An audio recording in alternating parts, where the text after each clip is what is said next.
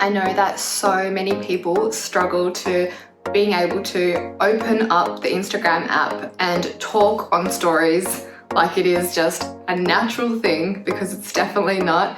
So many people struggle to show their face and to talk because you're either worried about what other people are going to think or say, which happens so much when I'm talking to clients. They're like, no, but my family's on Instagram, my family's watching, or I have friends watching, and I'm afraid of what they're going to think or what they're going to say. But you need to break out of that mindset, and today I am going to give you some of my tips that I have learned from personal experience about how you can get confident in front of talking on camera.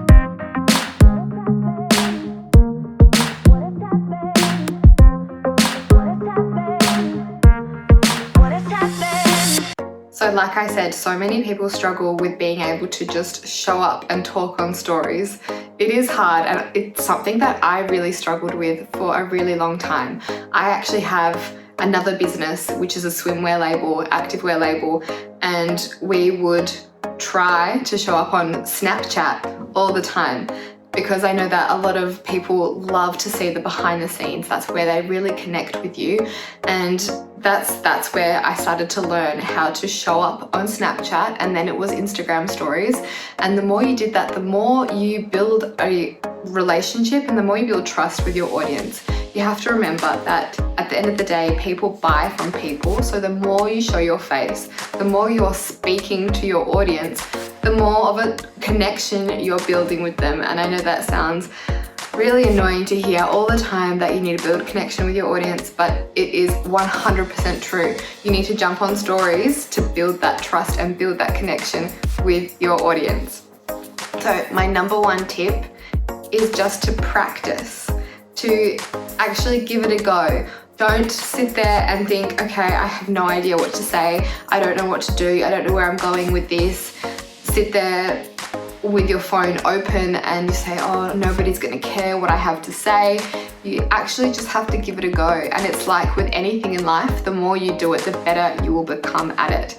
I used to sit there all the time with my Instagram stories open and just be like, what do I say? Or I'll record it 50 times and then press exit, and not post it. But you have to start somewhere. You absolutely need to go through those steps in order to get good at talking on stories. So if that's something that you struggle with, then go into a quiet space. Don't have somebody there watching, because that can give you more anxiety. I know that when I was starting out and my husband would sit there and watch me try to talk to my phone so that I could talk on stories, he would just sit there and laugh and smirk at me, and that does not help the situation whatsoever. Also, thinking about what your friends and family are going to think and say to you, you have to just remember that they are not your target audience, and they are not the ones that are going to buy your product or service. So their opinions are not going to pay your bills, whereas the relationship that you build with your audience, with your actual target audience who want to see your face and want to hear you speak, that is the opinion that matters the most. My second tip is to have notes written down. So like right now I have notes as well, so that I stay on track, so that I don't go off on a tangent, so that I'm actually giving you some value and I get to the point. So the more you do it as well, the better you'll get at not saying all of those in-between words like, you know, all of those sorts of words, and you won't drag out your words as well. So the more you do it, the more you practice, you will get better at it. And the more comfortable you feel with doing it, that's also when you stop to say all of those little in-between words. Having notes really helps to keep you on track, and it helps you to just guide you through what you're going to say. In saying that, with having notes, my third tip is to have a plan. So when you're posting on Instagram, you might have a plan, especially if you're a business, then you should have some sort of planned out schedule or strategy. You know what sort of post you're going to post on what day. Then you can use that exact plan and use that for stories. So you don't have to think of everything twice. you already have a strategy for your Instagram feed. So the easiest way to jump on stories without sitting there and thinking, what the hell am I going to say? What have you posted on Instagram that day? Can you open up stories and can you talk about that a little bit more, or can you give another perspective, or can you just even jump on and say, hey guys, I've done a new post today. It is about this, this and this, and I think you guys will get so much value out of it. If you have any questions, then please send me a DM and we can talk about it further. Or if you have any questions, send them through and then you can jump on stories and answer them. And then it gives you more content to talk about on stories.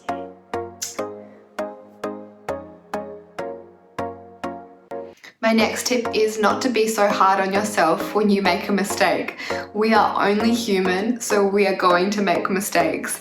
And I know that people love telling each other what mistakes they've made and, hey, you did this wrong, instead of saying, hey, you did a really good job.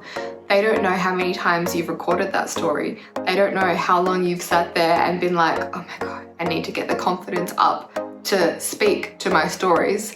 They don't know any of that. They might just see that, oh, you've made a spelling mistake. Hey, I'm going to send her a message and be like, hey, you made a mistake. Don't be so hard on yourself and just let go of the guilt.